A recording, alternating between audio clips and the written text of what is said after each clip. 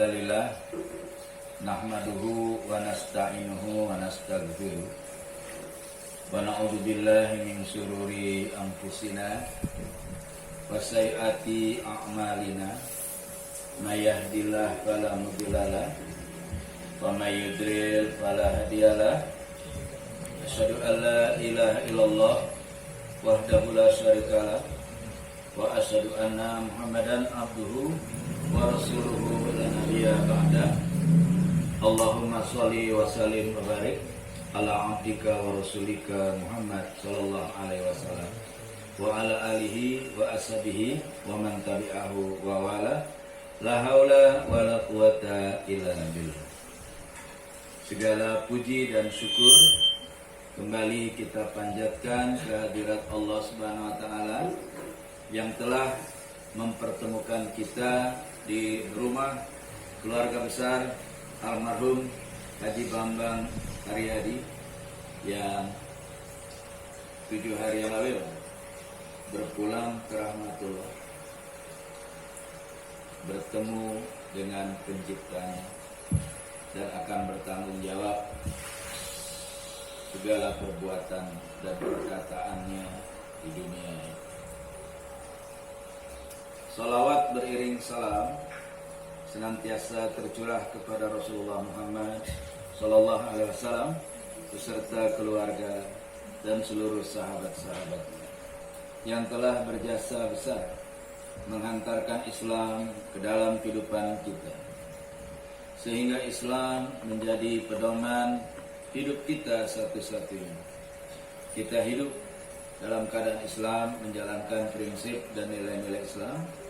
InsyaAllah ketika suatu saat kita dipanggil oleh Allah Subhanahu wa taala, kita masih istiqamah berada di jalan Islam.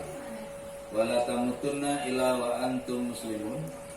Allah berpesan, berwanti-wanti, jangan coba-coba kalian mati, jangan berani-beranian kalian mati kecuali mati dalam keadaan Islam. Karena mati selain mati Islam adalah mati sesat dan ditolak oleh Allah Subhanahu wa taala. Itu adalah keyakinan harga mati kita. Sebagaimana kita telah ketahui bahwa sebelum materi ini masuk, saya akan kembali menyampaikan apa yang saya sampaikan ketika kita mengkebumikan atau memakamkan Haji Bambang Haryadi. Saya katakan bahwa menurut Imam Hasan Basri, wa kafa bil mauti tazkir, cukuplah kematian ini menjadi pelajaran besar, menjadi pelajaran besar bagi kita yang masih hidup, bagi kita yang masih hidup. Kemarin waktu jenazah Pak Haji Bambang dikebumikan, maka sebetulnya beliau sedang memberikan tausiah atau memberikan nasihat yang terakhir. Apa isi nasihatnya? Kapan-kapan kalian semua yang hadir menghadiri pemakaman saya akan bernasib sama seperti saya ini. Jadi kita, apalagi saya yang paling depan berdua Mas Hari, ya, Mas kita ini juga turun ke liang lahat, ya, bersama Mas Hadi dan satu lagi siapa itu Mas? Ade almarhum, ya. Bahwa kita semua akan bernasib sama seperti Pak Bambang. Maka sebelum kita bernasib seperti Pak Haji Bambang, Allah masih memberikan kesempatan kepada kita. Kalau kata Ebit, berbenah diri, ya, berbenah, ya. Dan saya mengatakan kepada Mas Hari dan Mas Hadi, para putra-putrinya. Suatu hari itu ada seorang anak, katakanlah dia abai sama orang tuanya. Dia ngomong sama Nabi, saya waktu hidup bapak ibu saya itu kurang, kalau kata orang Jawa itu kurang open gitu sama ibu bapak. Kurang apa, acuh tak acuh gitu ya. Kurang perhatian. Sehingga saya mau bertanya sama engkau ya Rasulullah, apakah ketika keduanya sudah meninggal, masih bisakah saya berbakti kepada orang tua saya yang sudah meninggal itu? Kata Rasulullah, tentu saja bisa. Pertama kata Nabi, kalau jenazahnya masih ada, maka kalian harus ikut menyolatkannya. Kalau bisa ya jadi imam sholatnya. Mas Hari ini harusnya jadi pemimpin sholatnya. Kan gampang itu. Sholatnya kan nggak pakai ruku, nggak pakai sujud, Mas. Ya kan? Kecuali sholatnya itu Abu Nawas. Dia sholat waktu itu pakai ruku, pakai sujud. Kenapa? Kan nggak diajarkan Nabi ruku dan sujud. Enggak, ini orang dosanya banyak banget katanya. Jadi barangkali aja kan doa saya diterima gitu kan. Yaitu karangannya Abu Nawas, nggak boleh ditiru ya. Yang kedua kata Nabi itu doakan dia. Minimal anaknya kan 3 nih. Kalau sholatnya 5 kali kan, 3 kali 5 itu kan 15 doa yang naik ke haribaan Allah Subhanahu wa ta'ala. Masa salah satu doa nggak diterima, biar? Kalau kata orang Betawi, makanan orang hidup pisang, nasi, lotek, ya kan, sayur, ikan, telur, daging, nasi dan lain-lain.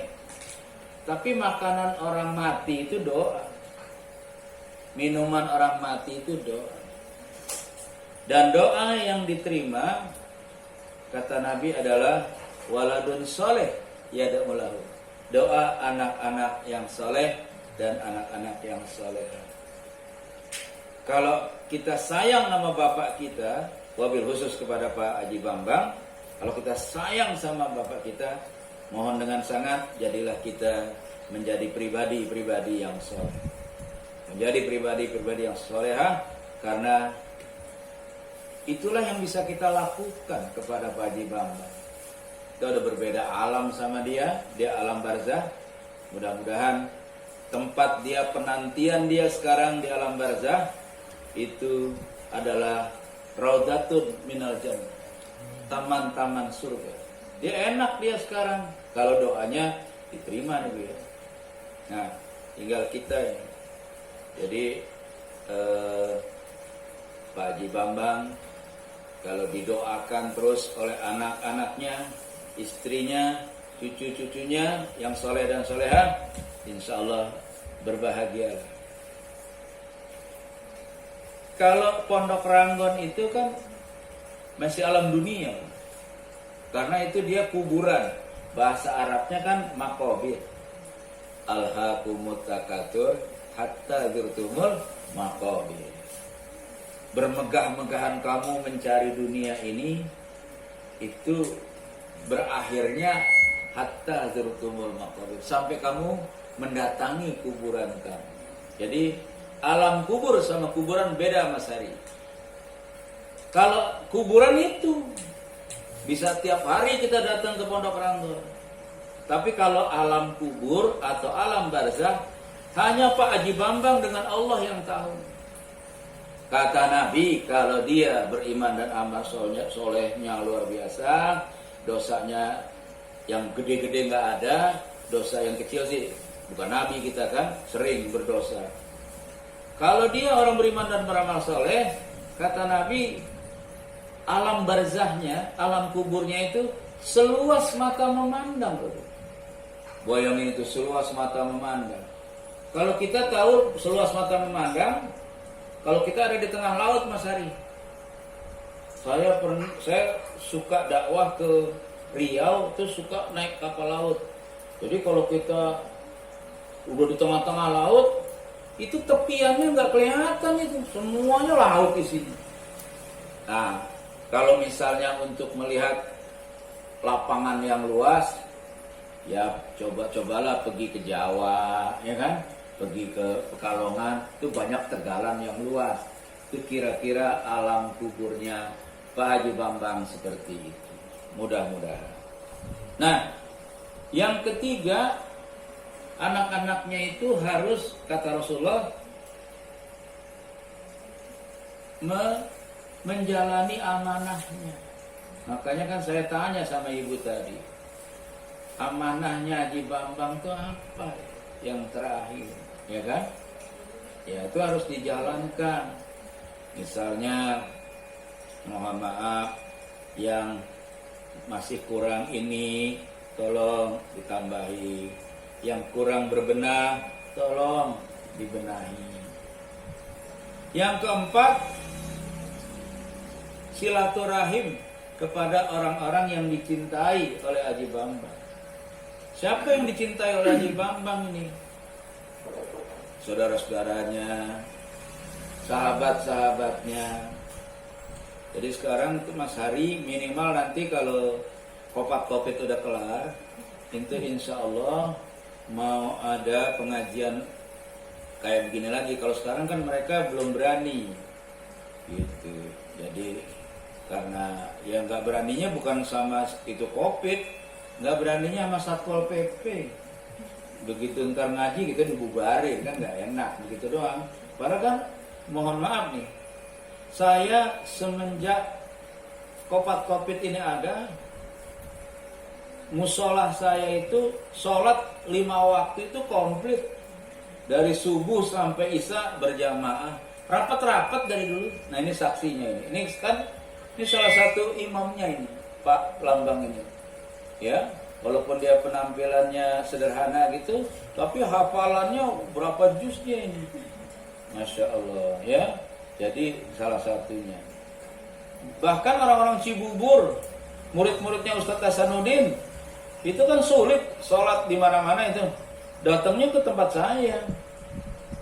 Pernah juga sih datangi Babinsa, tapi ada teman saya bilang, ada Jumatan nggak? Jumatan apaan? Dia pergi lagi gitu kan. Belum pertolongan Allah nih, belum masuk itu Pak. Karena kan rumah saya belusuk juga begini. Jadi enak juga loh rumah belusuk itu loh. Ada enaknya gitu. Suatu waktu ada beginian, kita jalan terus. Taraweh itu yang ngadain RT saya, nggak ada pereknya itu, terus aja. Nah, alhamdulillah sampai saat ini atas izin Allah tidak ada yang terkena virus corona. Nah, ya kan? Virus corona kan kita yakini bahwa lillahi ma fis samawati wa ma fil ardh. Wa in ta'udu nikmatallahi wa in tubdu wa la tuhasibukum illa biiznillah ya. Tidak ada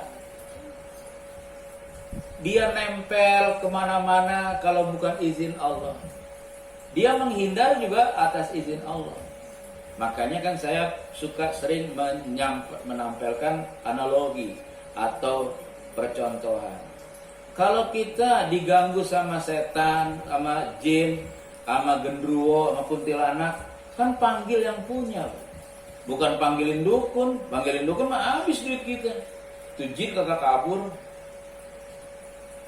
Bahkan di Bandung itu jin enak itu ya, sakit.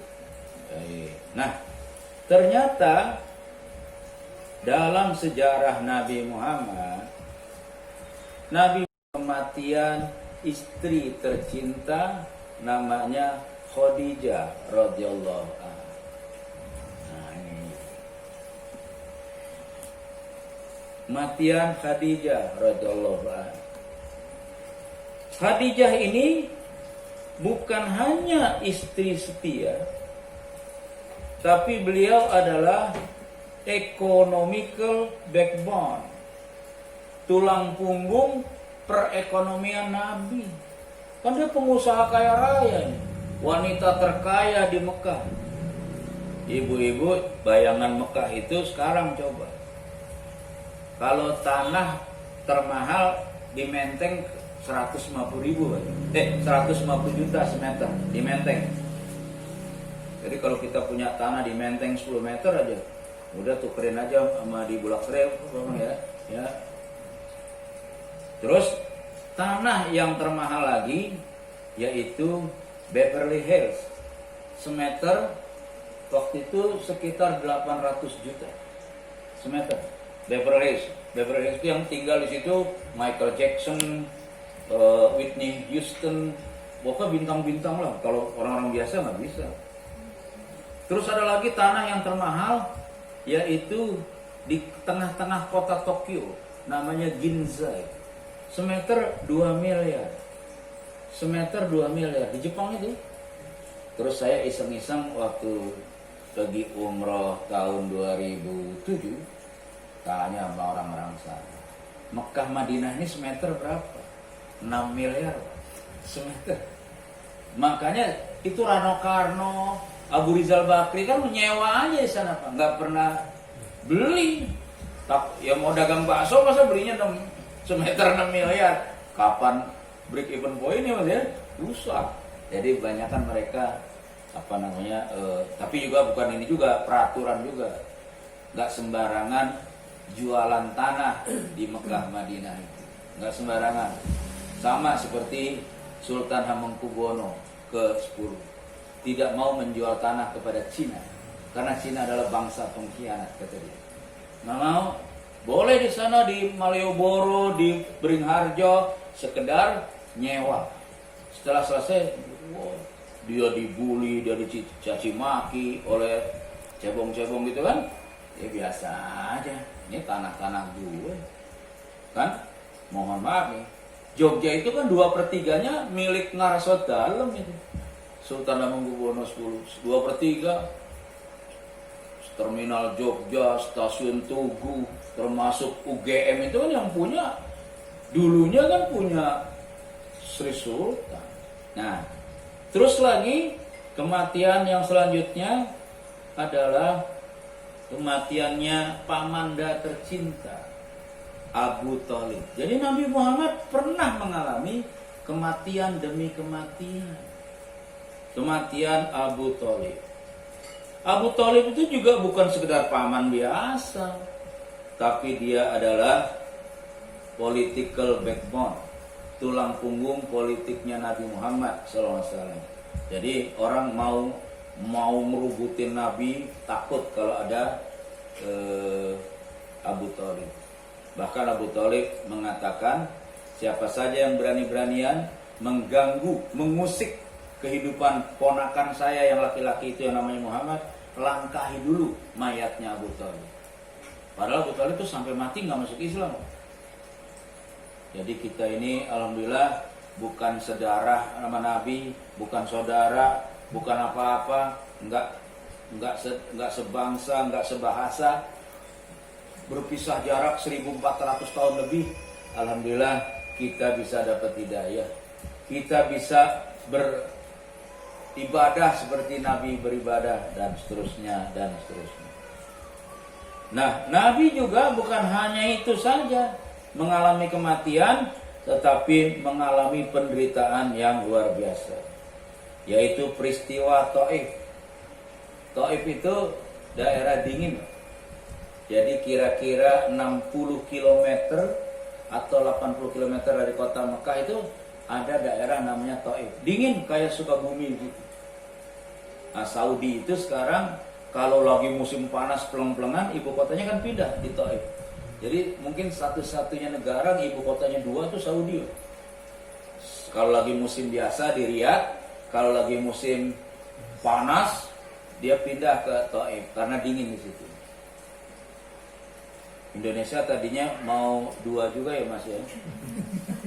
Satu nang Jakarta, satu lagi di Penajam, Pasir Penajam ya. Di sana kan. Tapi kayaknya duit entong ya, jadi kayaknya nggak jadi nih. Kalau kesana kan repot nih kita. Wah, pada pindah ini apa namanya PNS pada pindah ke sana kan perlu itu lagi infrastruktur pada pindah. Wah, nggak gampang loh bikin Jakarta ini kan udah dari dulu pelan-pelan dari the big valley in the world, dari kampung besar sekarang jadi kota besar. Bahkan zamannya Anies ini sekarang menjadi kota nomor 1 transportasi di dunia. Ibu-ibu sekarang kalau lihat Jakarta sana udah kayak Eropa loh sekarang. Ya Mas ya? Bukan saya pro Anies nih, bukan. Daripada pro Ahok kan mendingan pro Anies Bu. Ya jelas. Pro Ahok orang Cina sunat juga orang ya kan. Sunan Kalijodo kan dia tuh satu-satunya sunan yang nggak sholat, nggak sunat. Sunan yang lain kan pada sholat. Sunan Kalijogo, Sunan Derajat, Sunan Giri, ya kan? Dia doang tuh yang nggak sholat, nggak sunat tuh. Sunan Kalijodo kan dikasih gelarnya Sunan Kalijodo. Benar-benar orang deh, ya. Peristiwa Taif. Peristiwa Taif ini terjadi karena Rasulullah itu di Mekah dakwah itu sudah deadlock gitu, udah mentok sana sini. Barangkali ke ini aja ke Taif.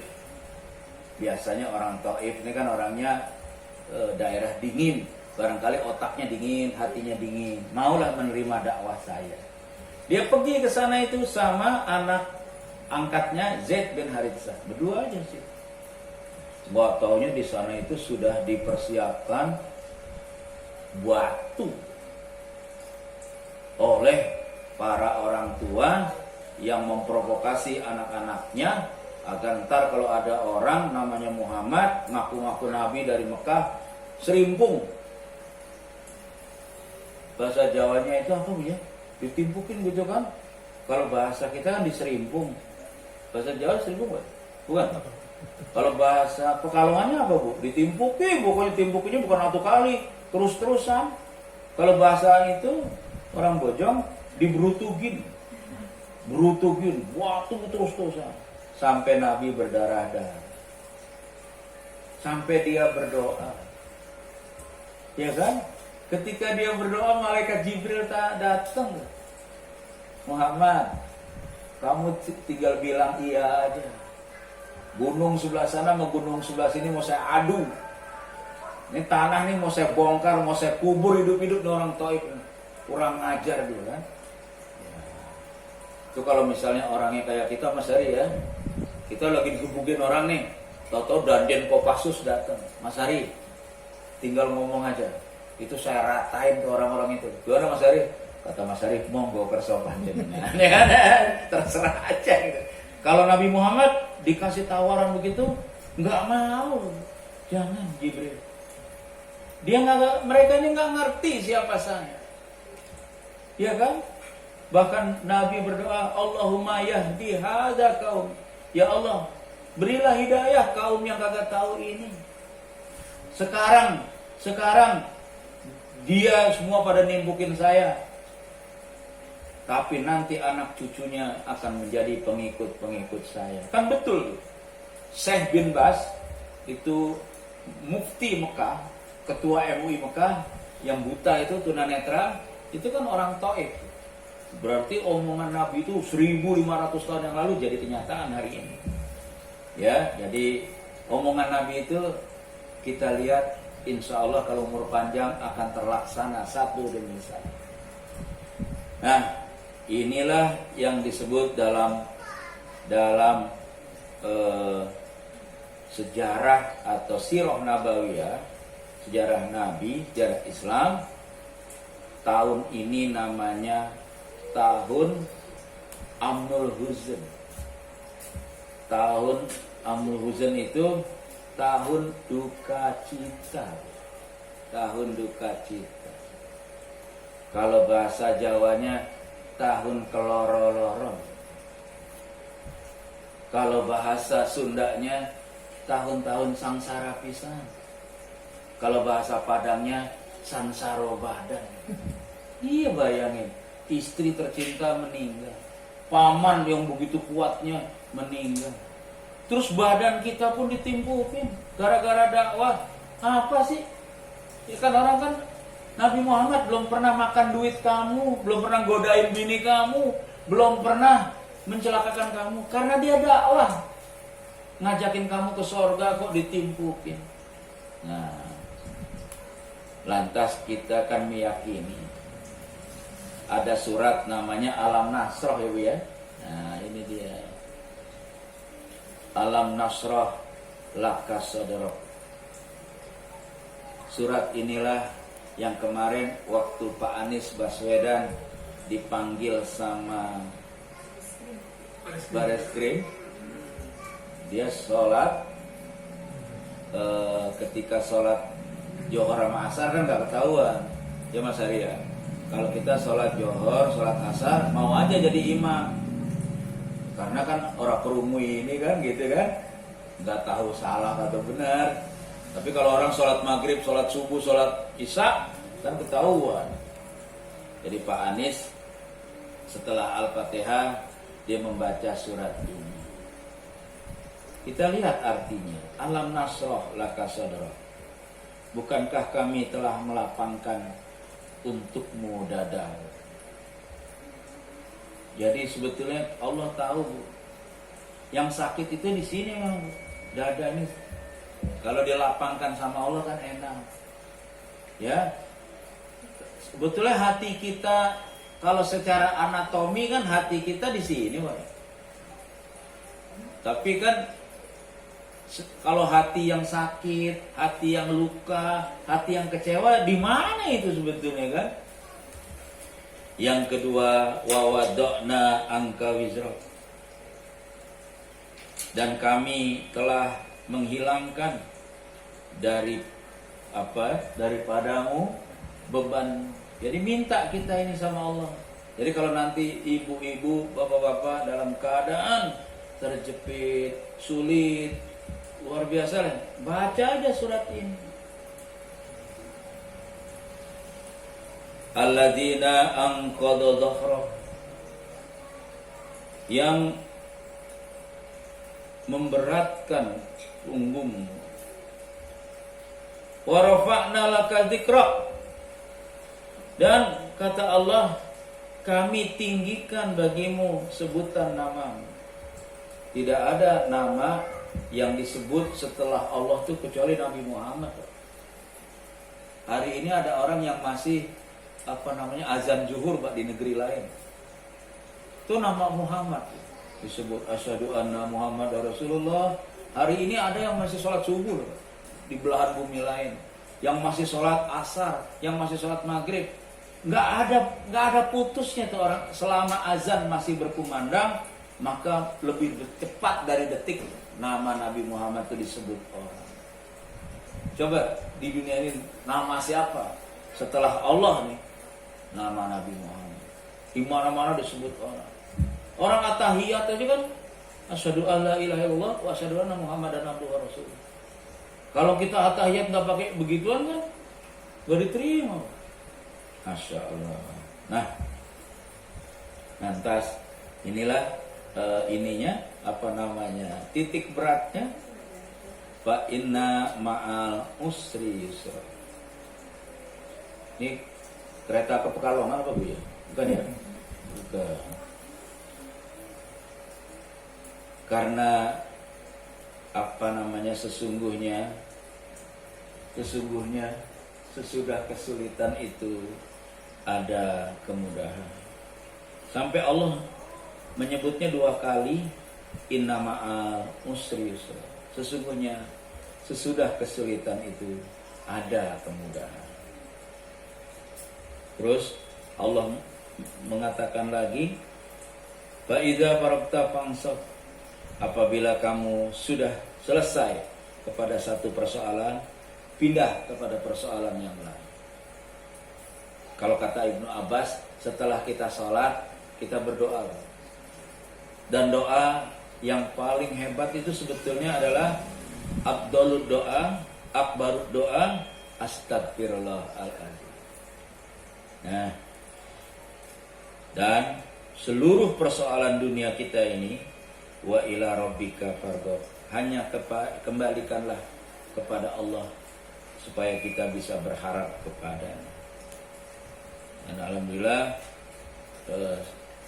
terjadilah itu, kemudahan demi kemudahan. Setelah mengalami begitu segala macam ibu-ibu ya, Allah Subhanahu wa taala menyatakan, ya ayuhan nas, inna wa'dallahi haq, fala taghurrannakumul hayatud dunya wala yaghurrannakum billahil ghurur. Wahai manusia, sesungguhnya janji Allah adalah benar, maka sekali-kali janganlah kehidupan dunia ini memperdayakan kamu, menipu kamu, dan sekali-kali janganlah setan yang pandai menipu itu memperdayakan kamu tentang Allah. Innama tu'aduna lawaqi, sesungguhnya apa yang dijanjikan Allah itu pasti terjadi kepada. Apa yang diberikan Allah kepada Nabi Muhammad SAW, ternyata Nabi Muhammad diberikan sesuatu yang belum pernah manusia mendapatkannya, yaitu Nabi Muhammad diajak tamasya tur ke Sidratul Muntaha. Ini luar biasa. Nah, ini ayatnya yang sangat terkenal itu. Subhanalladzi asra bi abdihi lailan minal masjidil haram ilal masjidil aqsa. Ya, Maha suci Allah yang telah memperjalankan hambanya pada satu malam dari Masjidil Haram ke Masjidil Aqsa, yang telah kami berkahi daerah sekelilingnya. Lantas, udah pernah ke Masjidil Haram Mas Adi ya? Udah ya? Alhamdulillah. Nah, baru punya niat, ya kan? Insya Allah ajak istrinya, ajak anak-anaknya, ajak ibunya, ajak adik-adiknya. Ya Mas Ari kan dikit lagi katanya proyeknya goal 10 miliar. Umroh kecil, ya kan? Nggak sampai semiliar itu kan? Nah, begitu. Saya kalau melihat di Mekah Madinah itu, melihat anak-anak pada muda-muda gitu. Turki itu, baik, Turki. Kira-kira 10 atau 12 tahun yang lalu yang datang umroh, yang datang haji itu orang-orang tua. Sekarang bocah-bocah segede cucu-cucunya Haji Bambang. Artinya apa? Kemakmuran negeri itu terlihat. Ya bocah di bawah. Orok itu kan Pak Ilyas istri almarhum kan suka ngurusin paspor. Istri saya diurusin sama dia nih. Itu kalau orok itu kan paspor telapak kakinya yang dicap supaya bisa diajak ke Mekah. Telapak kakinya yang dicap itu. Ya saking makmurnya itu. Jangankan orang tua, anak-anak orok begitu dia aja. Nah itulah Turki dari ekonomi terpuruk di dunia 116, sekarang negeri nomor 16 terkaya di dunia. Karena presidennya alhamdulillah ya, Covid ini aja dia mendapatkan gas dari dasar laut itu 320 miliar kubik. Sampai Prancis pada ngiri dan lain-lain. Kalau kita kan enggak. Pertamina ruginya 11 triliun. Ya karena yang mimpin si Borokokok ya kan. Jadi susah ya kan. Ya orang menghina Al-Qur'an, menista Al-Qur'an kok disuruh mimpin. Enggak kapok-kapoknya orang kita ini. Bingung kita. Coba itu di sana. Saya juga lihat di medsos itu kan anaknya Pak Dartim, Handoko, umurnya sama ya Mas? Tua mana ya? Tua dia ya? Itu saya juga, Handoko itu buat pelajaran buat anak-anak saya. Handoko itu kan ahli matematika sebetulnya. Tapi agar bisa diterima UI, dia masuk bahasa Indonesia kan Mas ya? Masuk bahasa Indonesia. Yang penting diterima di UI. Di celak-celak, diledekin sama teman-temannya. Peranan awalanmu dalam pembangunan Indonesia. Dia diam aja. Kuliah 1 tahun, datang orang Turki. duduk di samping dia, sama-sama mahasiswa, pertukaran mahasiswa gitu. Nanya dalam bahasa Inggris, Han, kamu tahu nggak kursus bahasa Indonesia yang bagus di sini? Berapa bayarannya? Gak usah, sama saya aja. Berapa bayarannya? Enggak, barter aja. Nih hari lo gue ajarin bahasa Indonesia, lo besok ngajarin gue bahasa Turki. Begitu terus, dua-duanya udah jago. Saya udah melihat tuh Handoko ngomong bahasa Turki kemarin, datang ke tempat Pak Dartim. Itu dia ngomong sama bosnya itu. Yang saya ngerti cuma assalamualaikum doang, Mas Ari. Kesononya bolak-balik seperti program tuh. Wah susah tuh, nggak pernah dengar itu. Kan kalau kita nih vokalnya kan a i u e o. Kalau Turki itu sampai 9. Ada u, ada titik 2 di atasnya, ada o titik 2. Itu bacanya cuman Handoko aja yang ngerti. Jadi saya bilang sama anak saya, nah akhirnya Handoko kenal situ, dia itu Turki itu kan bilang, Han, lo mau nggak kuliah di Turki? Judul sosiologi. Gratis nggak? Gratis. Ngomong tuh sama Pak Dartin tuh, Pak, Arab Maring Turki kuliah sosiologi gratis ora? Gratis, mangkat. Selesai S1, kerjanya apa Handoko? Kerjanya di batu bara yang punya orang Turki. Tambang batu bara yang punya pamannya itu anak muda itu. Handoko kerjanya apaan, Bu? Itu kan Menterjemah. Memonya itu bos kan bahasa Turki, diterjemahin ke bahasa Indonesia.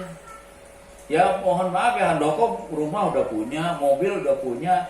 Saya bilang sama anak-anak saya, kuliah apaan aja, rezeki Allah. Itu Handoko jadi saksinya. Ya, inna ma'al usri yusra. Ya, jadi dan seterusnya. Ibu-ibu dan bapak-bapak yang saya muliakan. Nah, inilah ya kita lihat Masjidil Haram. Nah, ini waktu belum ada COVID nih dulu, rame ya, makanya orang mohon maaf, Pak Ustadz, saya bagaimana bisa ke Masjidil Haram, boro-boro haji, boro-boro umroh, tanah nggak punya, duit nggak ada, rumah nggak ada. Saya bilang aja, haji dan umroh itu ibadah yang misterius problem. Saya kan mengurus saya suka membimbing umroh di Al-Kausar. Itu saya lihat filenya 70% orang yang pergi haji pergi umroh itu dibayarin orang, Mas. Ada aja yang bayarin gitu kan. Misalnya yang bayarin Tuan Hari Susanto kan kelihatan tuh, semua ada filenya itu. Rata-rata orang-orang itu dibayarin orang 70%. Kalau 30% dia sendiri. Ya artinya kan ada orang istilahnya tukang pisang, tukang tukang daun.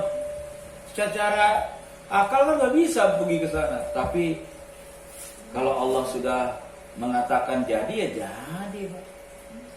Kun fayakun pada berangkat. Makanya ada istilah haji ojak, haji orang ajak, kan gitu, Pak. Ada kan istilah-istilah itu kan banyak. Ada haji ojak, terus ada lagi haji Abu Demer, atas budi baik mertua, anak dibere, imah dibere, haji dibere. Mertua seperti itu kan gak boleh dikubur dulu kok sebelum mati, ya kan? Baik banget ya begitu. Masya Allah. Kalau dulu Abu Bakar ya? Ada Abu Bakar atas budi baik Golkar, ya kan? Terus ada lagi, kalau di Depok tuh kebanyakan Haji Mansur, haji yang halamannya digusur, ya di Depok, ya tapi yang halaman kita. Itulah saya saya nih 4 kali ke Mekah belum pernah pakai duit, pakai pesawat. Kalau duit nggak bisa, didudukin nggak jalan. Baik. Nah, kalau ini sebetulnya bukan Masjidil Aqsa. Ini namanya Qubatus Sakhra, atau orang barat mengatakannya Dome of Rock ini, Pak. Nah, ini dia. Ini di depannya ini. Yang Nabi Isra Mi'raj ini di belakangnya. Inilah Masjidil Aqsa itu. Sekarang dikuasai Israel. Kalau kita nih Mas Ari didorong sama tentara Israel gak bisa masuk. Kalau ibu-ibu yang umurnya 50 ke atas boleh. Inilah tempat Nabi sebelum naik ke langit itu di sini. Nah ini kalau dilihat dari atas nih, dari foto satelit seperti ini, itu Dome of Rock. Nah ini baru Masjidil Aqsa. Tetapi ulama-ulama Palestina mengatakan semuanya juga Masjidil Aqsa, satu kompleks. Ini linuriyahu min ayatina, agar kami memperlihatkan kepadanya sebagian dari tanda-tanda kebesaran kami.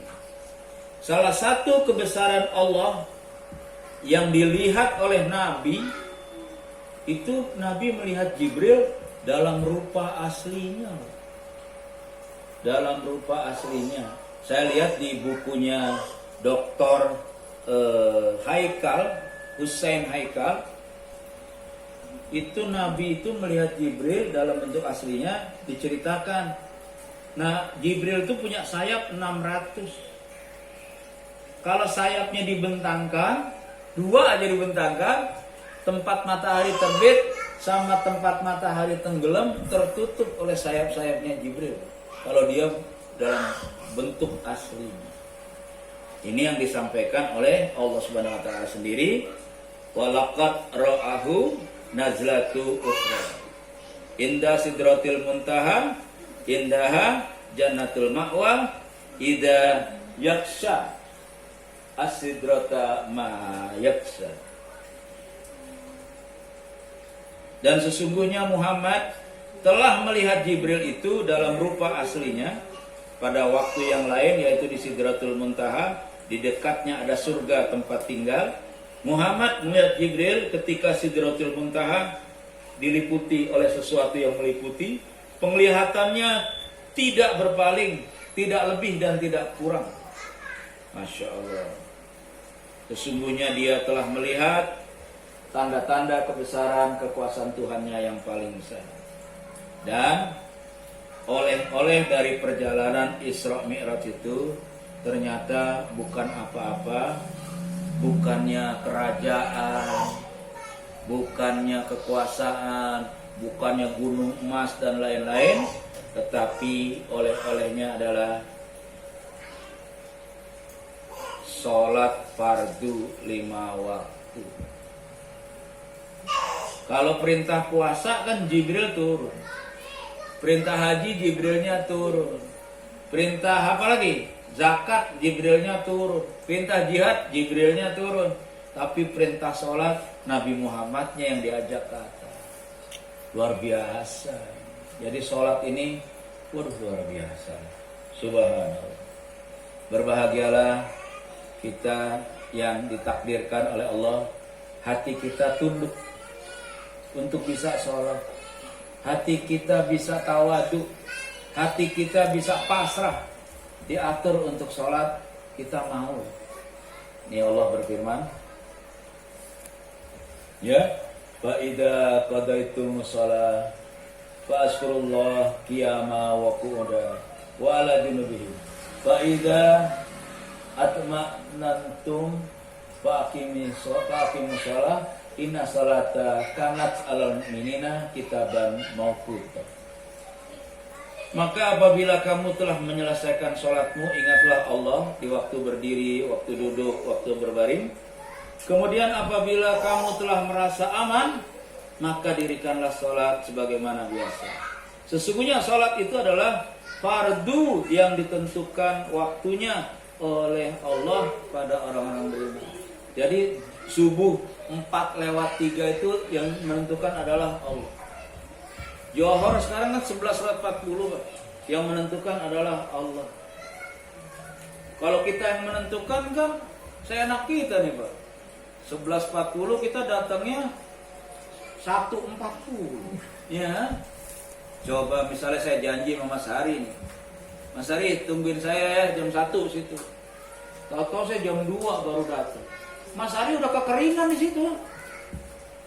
Kena matahari, belum kena hujan dan lain-lain. Kira-kira kalau saya datang Mas Hari wajahnya cerah apa cemberut, Bu? Cemberut lah. Mas Hari maaf ya. Maaf saya udah kering di sini nih. Nah, kita sama Allah, ya Allah yang Maha Rahman Maha Rahim ya. Baik dia. Jadi banyak orang-orang kan harusnya kan sholat itu karena alal mu'minina kitabah mauquta. Sholat itu adalah ketentuan yang ditentukan waktunya. Tapi kalau sekarang bukan mau kita, mau kita. Mau kita, ya kita pokoknya subuh jam 6. Ya kan subuh 4:03 sekarang. Serem banget itu. Nah, kita lanjutkan lagi. Banyak orang yang menyia-nyiakan sholat.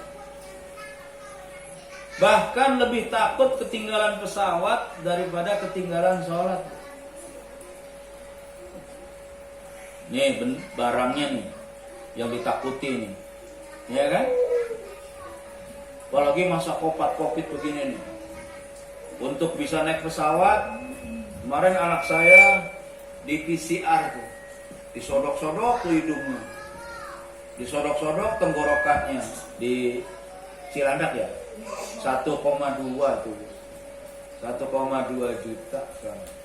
Ya, itu disodok-sodoknya berapa hari yang lalu. Pesawatnya misalnya mau jalannya jam 7 pagi, kita dari Depok jam 3 malam gitu. Ya Mas, takut kita kan. Kalau angkot kan banyak, ada 15, ada 13, kan banyak ya kan. Kalau ini kan susah, tinggalan, ongkosnya terbakar, wah habis. Nah, bapak-bapak dan ibu-ibu sekalian yang saya muliakan, akhirnya orang banyak yang takut ketinggalan pesawat daripada ketinggalan sholat. Coba tuh orang subuh jam 4:03, ada nggak yang jam 3 malam udah ada di masjid? Kan nggak ada. Artinya kita ini ya nggak ada persiapan seperti itu. Tapi jam 7:15 saat berangkat, kita dari Depok nyewa mobil jam 3 malam kita pulang. Apa ntar nggak keburu, diomel-omelin lagi kita tuh cepat. Nah ini Pak. Dan mohon maaf, inilah kebesaran Allah Subhanahu wa Ta'ala. Ini kan pesawat ini kalau di Bandara Soekarno-Hatta kan segede dinosaurus tuh, bahkan 3 kalinya. Tapi kalau sudah di atas pesawat ini, di atas langitnya Allah, kan dia segede cicak, Bu. Segede cicak. Cicak itu bahkan anaknya lagi sawiyah. Ya Bu ya, anak cicak kan kata orang Jawa kan sawiyah. Kalau pesawat kita ini sebesar sawiyah, kita yang numpang di dalamnya itu sebesar apa? Ya Allah, kok berani-beranian kita sama Allah nih. Ini kalau ditabuk sama malaikat Jibril kelar ini. Gak pulang lagi kita. Kayak MH berapa Mas? MH berapa? MH 370 yang pesawat Malaysia tuh, MH 370. Saya tanya sama orang Malaysia, MH itu singkatannya apa Cik? Masih hilang katanya. Ternyata orang Malaysia bisa ngelawak juga loh. Kirain yang bisa ngelawak orang Tegal, orang Brebes aja, orang Purwokerto, dia bisa. Nah, kita ini gak ada apa-apanya ini. Sawiyah kita ini lebih kecil dari sawiyah, sama kutu juga gedean kutu kita itu di hadapan kekuasaan Allah, langit rayanya Allah. Kan orang Jawa kan semua binatang ada nama-namanya. Bahasa Indonesia itu kurang spesifik. Kebo anak kerbau, ya kan? Kalau orang Jawa kan kebo biungnya anaknya kudel, ya Bu ya. Sapi biungnya anaknya pedek, kalau ntar remaja pelelen. Gajah, anaknya beleduk. Inggris juga sama loh. Horse itu maknya, anaknya itu colt namanya. Makanya kan colt 300, L300 ngamuk dulu orang tua anak muda. Nah itu, bapak-bapak dan ibu-ibu sekalian. Nah, saya mau langsung di penghujung ceramah saya ini. Rasulullah ini ditanya, ini kan karena ini hadisnya aslinya begini, jadi ini saya mau terjemahkan ininya aja ini. Ada seorang sahabat bertanya, ahabbu ilallah, apa namanya? Ayul amali ahabbu ilallah. Sahabat itu tanya, apakah amal perbuatan yang paling dicintai oleh Allah? Nabi menjawab, qala as-salatu ala waktiha. Salat di awal waktu nomor 1. Amal-amal yang lain itu kecil. Buat apa? Kita ngasih sedekah miliaran, kalau kita nggak sholat nggak diterima, ya kan? Buat apa kita bisa memberikan penjembatan, masjid dan lain-lain kalau sholat kita nggak diterima? Sholat awal waktu. Jam 2 masih boleh zuhur nggak, Pak? Sekarang juga masih boleh nih zuhur, tapi tidak utama lagi, nggak awal waktu. Mas Hari misalnya jadi direktur saya, Pak Denny, bentar Pak Hari, ini lagi menyelesaikan laporan bulanan. Pak Denny, bentar Pak Hari, tinggal sedikit lagi. Pak Denny, tinggal 1 spasi lagi. Mana suratnya? Mana kertasnya? Kertasnya disobek-sobek sama Hari, sama direktur, bret. Yang saya inginkan kamu mengindahkan panggilan saya. Ini boleh ada, boleh kagak. Gitu kata Mas Hari. Ya saya kan dulu pernah juga jadi anak buah direktur juga. Kita bikin begituan, yang penting dengerin dia dulu aja ngomong. Datang itu apa? Baru direktur, apalagi direkturnya alam semesta ini. Nah yang kedua adalah kata Nabi, summa birrul walidain, berbuat baik, berbuat bakti kepada kedua orang tua. Kalau kita lihat para ulama bilang, Mas Hari dan adik-adiknya ini pintu surganya tinggal sebelah. Pintu surganya tinggal sebelah. Artinya berbuat, pintu surga yang satu lagi kan udah pulang ke rahmatullah, Bu. Jadi tinggal ibu doang nih Mas Hari ini. Berbuat baiklah sama beliau nih. Ya juga belum tentu lama-lama amat ya Bu ya. Ya Bu, Sujiwo Tejo aja bilang, emang dunia itu sesuatu banget sih, sehingga kalau ditinggal-tinggalin kita sedih banget. Enggak lah, dunia itu begitu-begitu aja dari dulu, kagak sesuatu amat. Itu dia ngomong waktu Didi Kempot meninggal, dia kan ini ngelawat, kowe enak di kita ini masih gedebak-gedebuk dengan fitnah dunia, kamu udah ngelayar aja, main pergi aja, enak kamu itu. Saya ini kata Sujiwo Tejo, 10 tahun terakhir ini saya nggak pernah nangis kalau melihat orang meninggal. Kenapa? Saya lihat konsep Islam tuh innalillahi wa inna ilaihi rajiun. Ada nggak air mata di situ? Ada nggak kesedihan di situ? Kata Sujiwo Tejo itu. Kadang-kadang orang gemblung tuh ngomongnya bagus loh, Pak. Dia kan dalam gemblung namanya, Pak. Terkenalnya itu. Tapi ngomongnya tuh bagus di situ. Innalillahi itu sesungguhnya yang dari Allah. Wa inna ilaihi rajiun, dan akan kembali kepada Allah. Nggak ada kata-kata kesedihannya di situ. Ya lantaran kita manusia ditinggalin sama orang yang kita cintai, ya kita nangis. Nabi juga nangis ketika ditinggal sama Khadijah. Beliau kata orang Jawa itu berbesmilih, nangis. Bukannya judot-judotin pala, teremuk pala kita kan, geger otak, nggak kembali lagi. Nah, yang ketiga baru jihadin fisabilillah, jihad di jalan Allah. Jadi inilah amal yang paling dicintai oleh Allah. Pertama, as-shalah fil awalil waqtiha, salat di awal waktu. Kedua, birrul walidain, berbuat baik kepada ibu bapak kita. Pintu surga keluarga ini tinggal satu, yaitu Ibu Bambang, maka apa namanya istilahnya di eman-eman lah. Eman-eman tuh apa ya? Di sayang-sayang, ya mumpung masih ada. Yang ketiga baru jihad fisabilillah. Nah, saya agak ke atas sedikit. Ya, ini ke dunia nih, Pak. Ini masjid di Saint Petersburg. Ya, dulu namanya Leningrad. Bung Karno pernah ke sini waktu zamannya Nikita Khrushchev tahun 56. Bung Karno tuh pergi haji juga tahun 56. Ya, dia bilang, "Aku dengar di sini ada masjid bagus." Kata Nikita Khrushchev, "Wah, masjid itu sekarang udah tempat pembuangan sampah." Kan komunis. Tempat pembuangan sampah, kulkas bekas, mesin cuci bekas, mobil bekas, semua taruh situ. Kata Bung Karno, "Kalau engkau tidak bersihkan, tidak ada hubungan baik antara Indonesia dengan Uni Soviet waktu itu."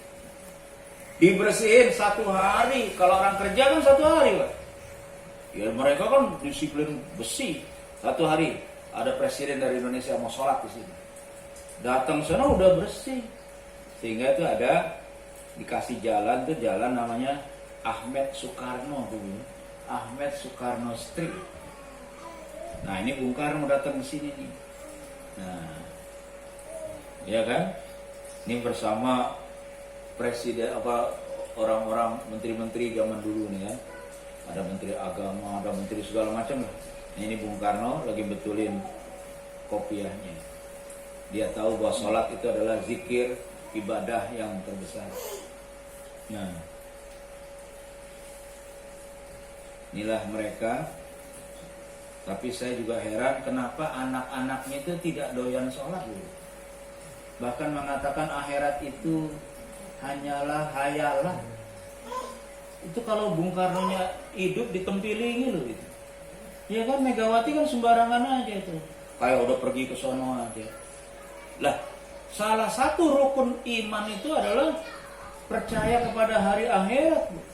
Kalau nggak percaya hari akhirat, gugur keimanannya. Kan ibu udah pernah pergi haji. Dulu bapak pergi hajinya sama Pak Haji Hasanuddin kan? Itu orang pasti paham, ada rukun haji, ada wajib haji. Kalau wajib haji bisa diganti sama dam ya Bu. Kalau rukun haji batal. Batal, nggak ihram, kan rukun, nggak ihram batal kita. Datang-datang main ke Arafah tanpa ada nginep di Mekah, nginep di Mina. Batal, nginep di Mina tuh rukun. Waduh, ya kan? Nah, rukun iman itu salah satunya adalah percaya kepada hari akhirat. Kalau nggak percaya hari akhirat, batal keislaman kita. Bung Karno coba itu lihat. Kemana-mana yang dicari masjid sama dia. Ya, tapi ini Bung Karno tahun 60 ke bawah Pak. Tapi kalau udah tahun 60 ke atas, ya mantan gemblung juga. Ya, kita ini nggak boleh terlalu lama, ya kan? Gitu. Kalau Pak Harto menjelang kejatuhannya, justru dia dekat sama Islam. Artinya mau husnul khotimah, ya kan? Makanya kita ini kan suka menasehati para pejabat, Pak. Apa nggak mau husnul khotimah? Udah 70 kok masih galak aja sama Islam, masih galak aja sama ulama, nggak mau husnul khotimah. Kan kata Nabi, innama a'malu ala khawatimihi. Amal perbuatan manusia itu ditentukan pada penutupannya loh Pak. Bolehlah kita waktu muda preman, jahat, nggak sholat, tapi menjelang tua kita banyak orang yang sholat. Kita rolis. Coba itu. Ketemu Islam umur 51 dia. Meninggal umur 61, cuma 10 tahun. Tapi istrinya dijilbabin, diajak pergi haji segala macam. Dia dakwah ke sono kemari. Padahal Gito Rolis, seluruh morfin, seluruh narkoba udah dicobain sama dia. Segala macam sampai gak bisa jalan.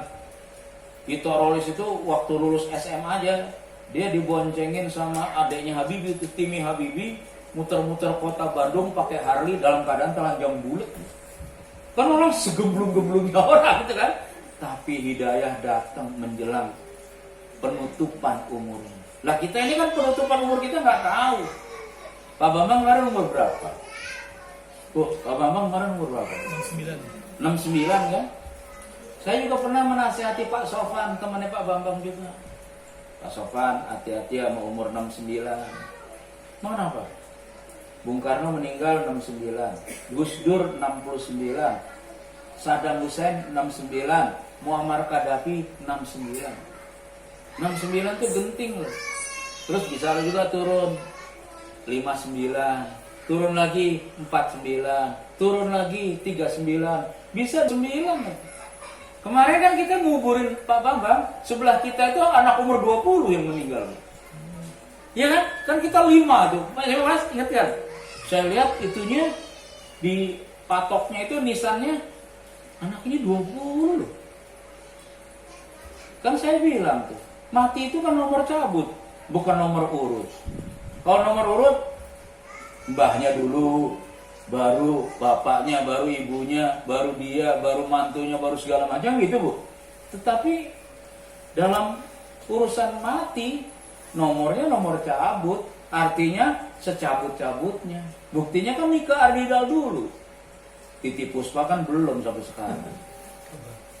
Titi Puspa tuh 82 tuh umurnya. Belum sampai sekarang.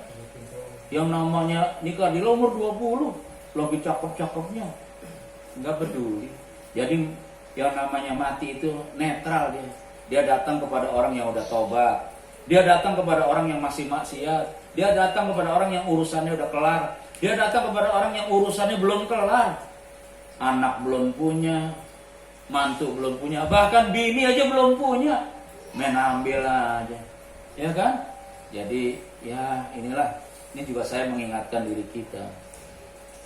Nah, dalam sholat terdapat takbir. Takbir itu artinya ta'zimu li jalalillah, memahabesarkan Allah di segala ruang dan waktu. Ketika kita takbir, Allah itu maha besar, kita maha kecil. Kalau takabur, kita yang maha besar, Allah yang kecil. Ya ini tadi, pesawat kita itu kan sebesar cicak kalau udah di atas pesawat. Lawan kata-kata takbir adalah takabur. Kalau takbir Allah maha besar, kita maha kecil. Sedangkan takabur, kita yang maha besar, Allah yang kecil. Banyak dosa-dosa besar dilakukan orang karena dia sedang mengecilkan Allah. Kenapa orang berzina? Padahal kan zina itu kan dipelototin Allah itu Pak.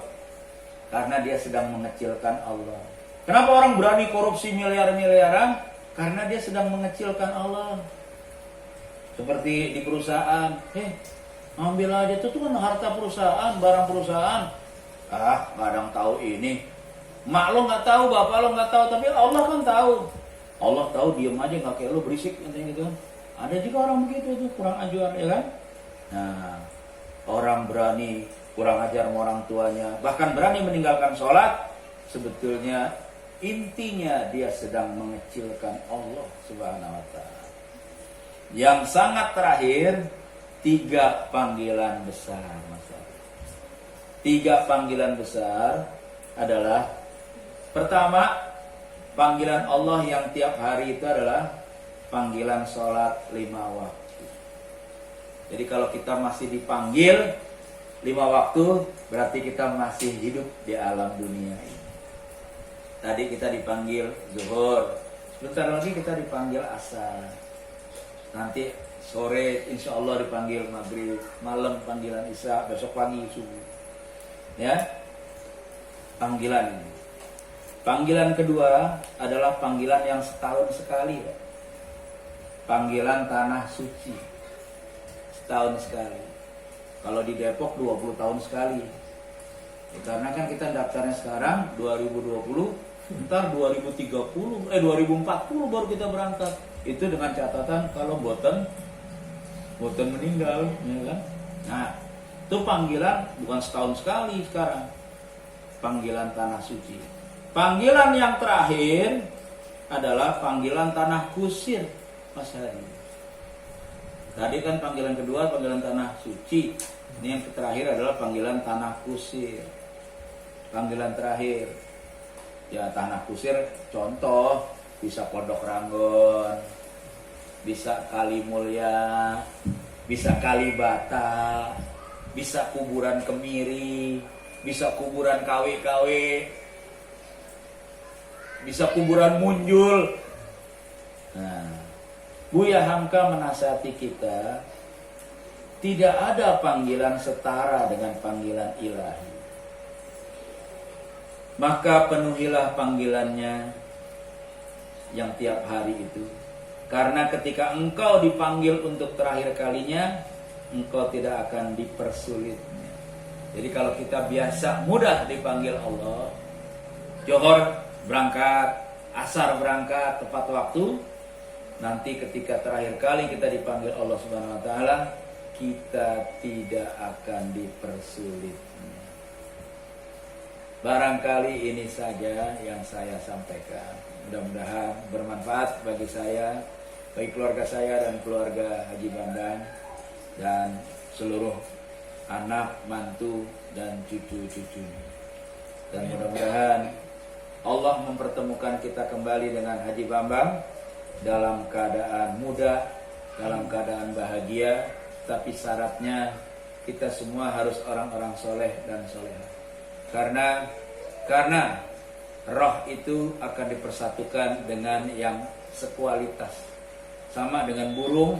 Burung-burung itu kan, misalnya burung kuntul, itu barengnya sama burung kuntul, datang saja gagak lari semuanya. Karena tidak satu frekuensi gitu ya. Ini saja yang saya mau sampaikan ibu-ibu. Mudah-mudahan bermanfaat. Lebih dan kurangnya mohon maaf. Yang benar datangnya dari Allah, yang salah dan keliru datangnya dari kebodohan saya pribadi. Semoga Allah akan mengampuni saya dan mengampuni keluarga Haji Bambang dan kita semua. Amin, amin, amin. Kita ya. Pengen tahu ini trik untuk mengajar anak-anak supaya selalu ingat sholat itu gimana? Ya. Anak-anak tuh anak kecil, anak remaja gitu, supaya tidak tetap sholat itu. Iya. Kalau saya Bu ya, alhamdulillah kan rumah saya belakangnya musola, denger aja gitu Bu. Tapi juga nggak sembarangan juga.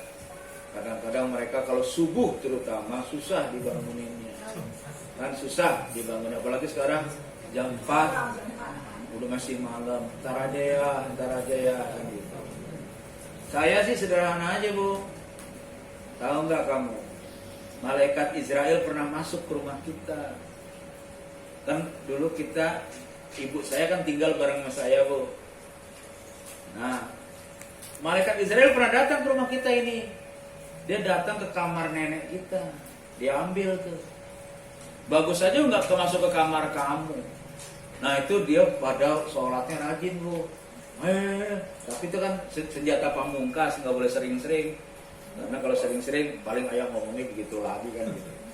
Nah yang selanjutnya juga Bu, kalau ada rumah di sebelah kebakaran Bu, ini rumah sebelah kebakaran, anak kita walaupun tidur baru 1 jam, lagi kok ngorok-ngoroknya, ibu akan bangunin apa diemin aja? Bangunin, bangun, itu apinya udah deket jendela kita itu. Kan pasti kita begitu. Nah, itu saja api tetangga kita ketakutannya luar biasa. Kita tahu kan api neraka. Kalau anak kita nggak sholat, kan dia akan dibakar di api neraka. Harusnya dia ini dalam ancaman sebetulnya, ancaman api neraka.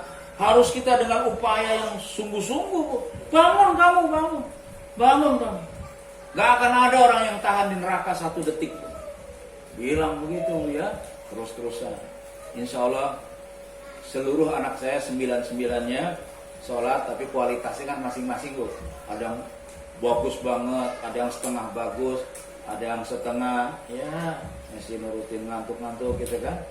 Nah, terus juga lingkungan ya. Misalnya nih mohon maaf nih, dia ini sekarang pergi ke warung pakai jilbab, keluar pakai jilbab. Kenapa? Karena lingkungannya udah pakai begitu semua kecil-kecil. Jadi kayak ada yang ngajak-ngajak. Kalau kita yang merintah kan susah. Nah, itu dalam bahasa padi itu terkelupas bukan karena ditumbuk, Bu. Padi terkelupas karena tergesek sama teman-teman. Padi terkelupas karena teman-teman, gesekan teman-temannya. Jadi kalau dalam bahasa Nabi, kalau nyari rumah, jar qobladar, cari tetangga sebelum bikin rumah atau beli rumah. Tetangganya dulu yang kita cari. Jangan kita bikin rumah dekat boker, bahaya Mas Ari ya. Iya, kita bisa. Karena kita pergi kemana-mana, anak istri kita nih di rumah tiap hari menanggung duka lara itu. Gitu. Jadi cari dulu, kan banyak tanah yang dekat-dekat dengan masjid, dekat-dekat dengan musola, ya dekat-dekat sama suasana orang-orang Islam. Kalau daerah saya itu kan daerah komplek Timah tuh daerahnya Ustadz, ada Ihsan Tanjung, ada Ihsan Moko Ginta, ada Yasmin Domopoli dan lain-lain. Enak di situ. Ada pesantrennya, namanya Baitul Quran, di bawah pimpinan Dr. Muslih Abdul Karim dan seterusnya. Ada pesantren lagi Tahfiz Quran Al-Hijaz, restorannya juga Halalan Toiba, Pondok Laras. Pokoknya serba enak di situ tuh. Itu lingkungan enak, ya kan? Tetapi ya kalau kita jadi orang kuat, kita dalam hidup kita kan saling mewarnai. Kalau nggak mewarnai, diwarnai. Kalau kita keluarga yang kuat, kita mewarnai. Tapi kalau kita keluarga yang lemah, ya kita diwarnai orang. Saya rasa begitu, Bu. Tips saya sederhana kan, Bu ya. Malaikat Israel pernah datang ke rumah kita. Yang diambil adalah Haji Bambang. Kamu next suatu saat kan. Itu aja. Sebelum kita diambil, apa yang mau kita bawa untuk berhadap-hadapan kepada alam kubur? Gitu, Bu ya. Mohon maaf nih. Setelah berkabung itu, Bu. Berkabung kan 3 hari. Terus kalau kata Ustadz Hasanuddin nggak boleh keluarnya lantaran beger. Mohon maaf, Ibu kan udah gak beger lagi. Misalnya janda muda gitu ya, kan beger nih. Ntar dia keluar menimbulkan fitnah.